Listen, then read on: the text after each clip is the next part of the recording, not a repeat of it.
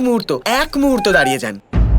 আপনি বাদ দিন, এইরকমটা না হয় যে আপনার বাঁশির এই কর্কশ স্বরে এই উৎসবের আনন্দটাই মাটি হয়ে যায়।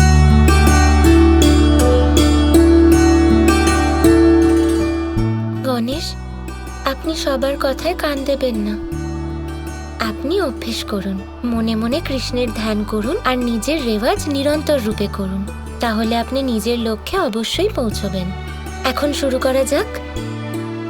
সঙ্গীতের মূল হলো সপ্তসুর।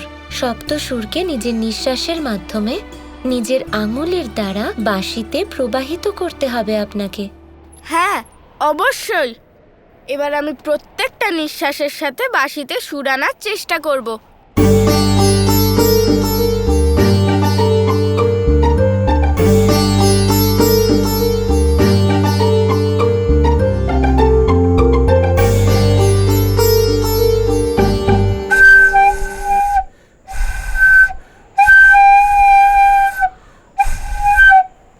আজ আমি খুব প্রসন্ন মহাদেব।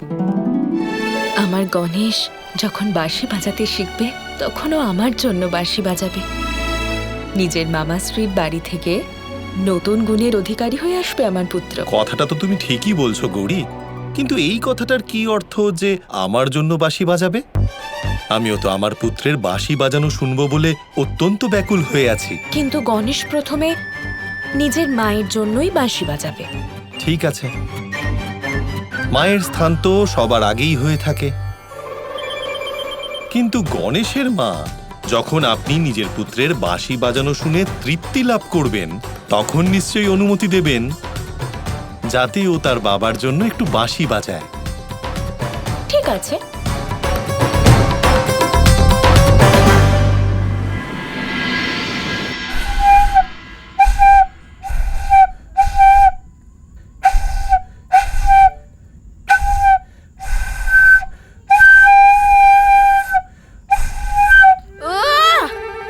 এত চেষ্টা করার পরেও আমি কেন একটা সুরও ঠিকঠাক ভাবে বাজাতে পারছি না? বাঁশি বাজানো সোজা কাজ নয় বাল গণেশ, কিন্তু হ্যাঁ, অভ্যেস করলে যে কোনো কাজ সহজ হয়ে যায়। আমার পুত্র গণেশ এত চেষ্টা করেছে, কিন্তু বাঁশি বাজানোয় ও কিছুতেই সফল হচ্ছে না। মহাদেব, আপনার কি মনে হয় গণেশ বাঁশি বাজানোয় সফল হবে? নিশ্চয়ই বাজাতে পারবে। ব্যর্থ চিন্তা বন্ধ করো। তাছাড়া যাকে স্বয়ং দেবী রাধা আশ্বাস দিয়েছেন তার আবার কিসের চিন্তা? তুমি দেখো, গণেশ খুব তাড়াতাড়ি নিপুণভাবে বাঁশি বাজাতে পারবে।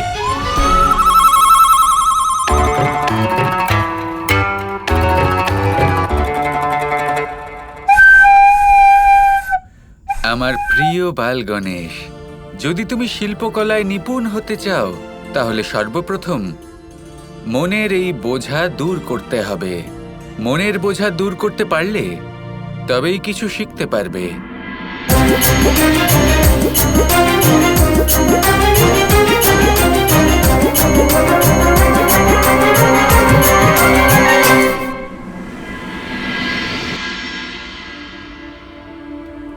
আমি একটাও সুরও ঠিকঠাক ভাবে বাজাতে পারছি না। আমার মতো বেসুরো আর কেউ নেই। আমি ভুল বলেছিলাম। আমার মনে একটা বোঝা রয়ে গেছে, চুরির বোঝা। আমি চুরি করেছিলাম। আমি এই কথাটা মা রাধার থেকেও লুকিয়েছি, আর মামা শ্রীকৃষ্ণকেও কিছু বলিনি। উল্টে ওনার ঘাড়েই দোষ দিয়ে দিলাম। হয়তো এই জন্যই আমি বাঁশি বাজানো শিখতে পারছি না।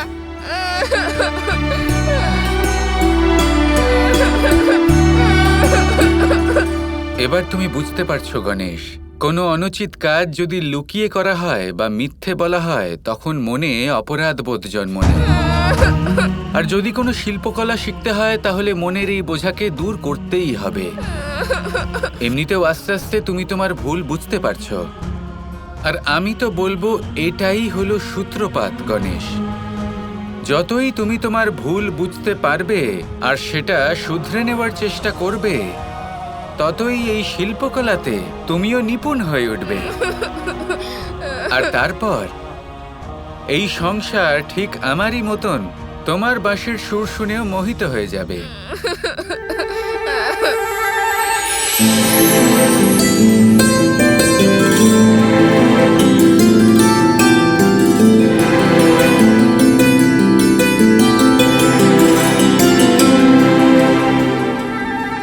কৃষ্ণ, তুমি মোদক বানাচ্ছ?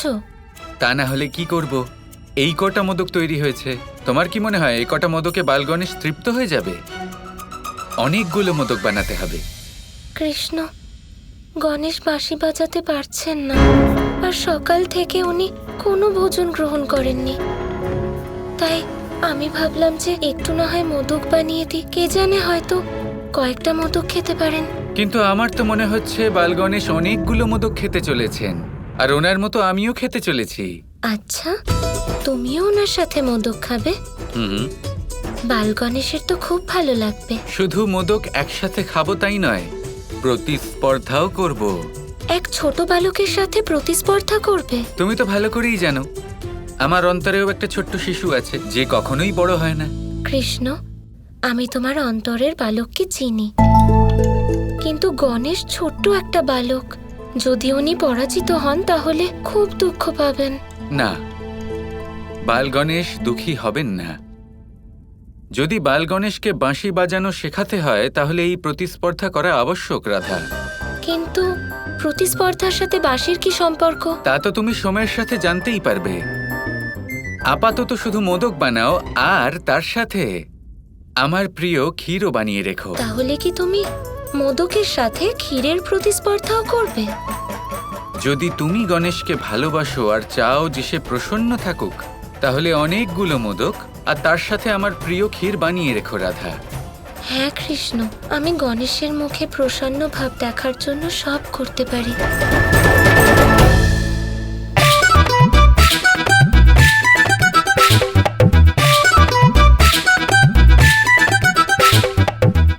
আমি ভাবলাম যে তুমি আমার বন্ধু হবে, কিন্তু তোমার তো এত অভিমান।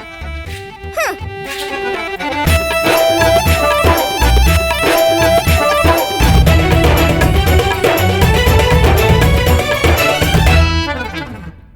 এটা তো মোদকের সুবাস।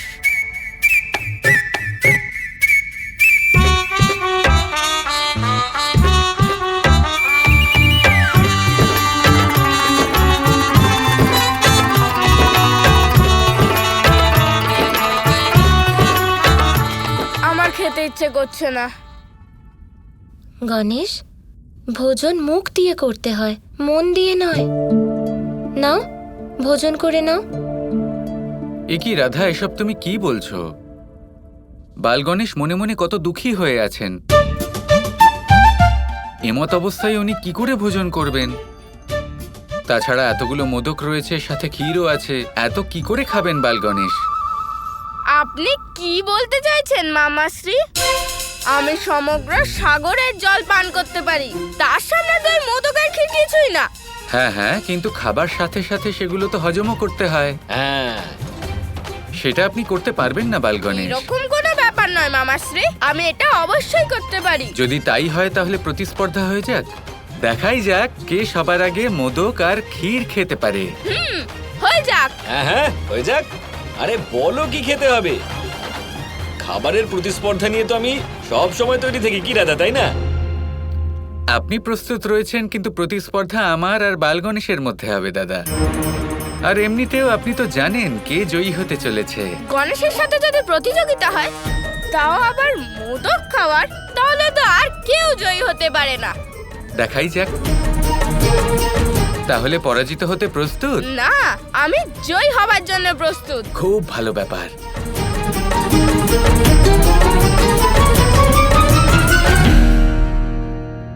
শুরু করা যাক। হ্যাঁ। 3, 2, 1